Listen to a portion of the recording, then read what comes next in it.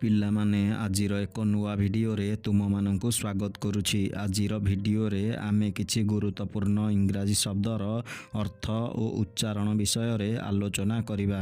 ନାଇଟମାୟାର NIGHTMARE ନାଇଟମାୟାର ମାନେ ଦୁଃସ୍ୱପ୍ନ। Surprise surprise ମାନେ ବିସ୍ମିତ କରିବା। ପଲିଟିକାଲ ପଲିଟିକାଲ ମାନେ ରାଜନୈତିକ। ରିପ୍ରେଜେଣ୍ଟ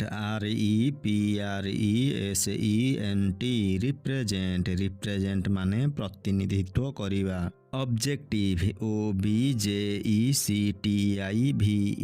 ଅବଜେକ୍ଟିଭ ମାନେ ବସ୍ତୁନିଷ୍ଠ। ସିମିଲାର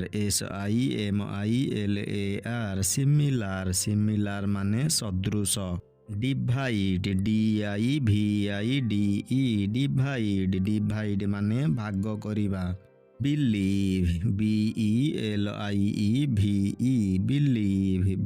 ମାନେ ବିଶ୍ୱାସ କରିବା। କ୍ରେଷ୍ଟ ମାନେ ଚୂଳ।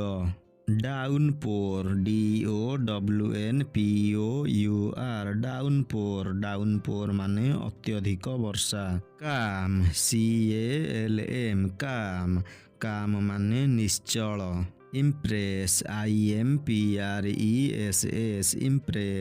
ଇମ୍ପ୍ରେସ ମାନେ ପ୍ରଭାବିତ କରିବା।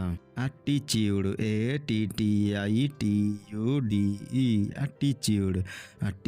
ମାନେ ମନୋବୃତ୍ତି। ବ୍ରୁଟାଲ ମାନେ ଅତି ନିଷ୍ଠୁର। ଆଗ୍ରେସନ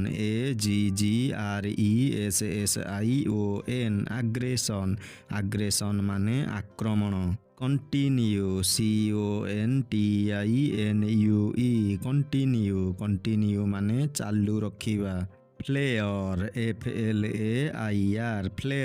ଫ୍ଲେୟର ମାନେ ସହଜାତ ପ୍ରବୃତ୍ତି।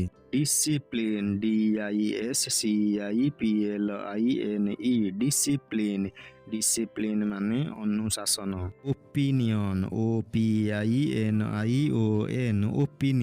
ଓପିନିଅନ ମାନେ ମତାମତ।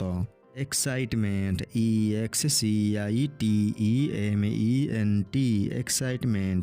ଏକ୍ସାଇଟମେଣ୍ଟ ମାନେ ଉତ୍ତେଜନା।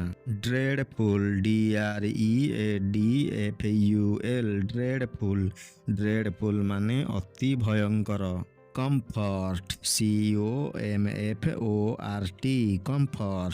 କମ୍ଫର୍ଟ ମାନେ ଆରାମ। କମର୍ସିଆଲ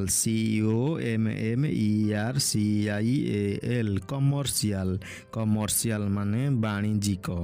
ଆମ୍ବିସସ୍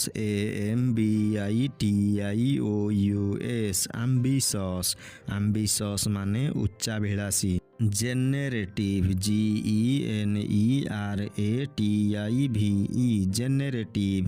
ଜେନେରେଟିଭ ମାନେ ଉତ୍ପାଦନକ୍ଷମ।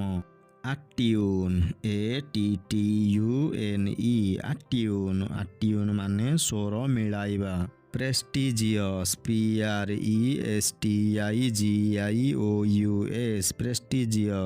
ପ୍ରେଷ୍ଟିଜିୟସ୍ ମାନେ ମର୍ଯ୍ୟାଦା ସମ୍ପନ୍ନ। ରିଗର ମାନେ କଠୋରତା।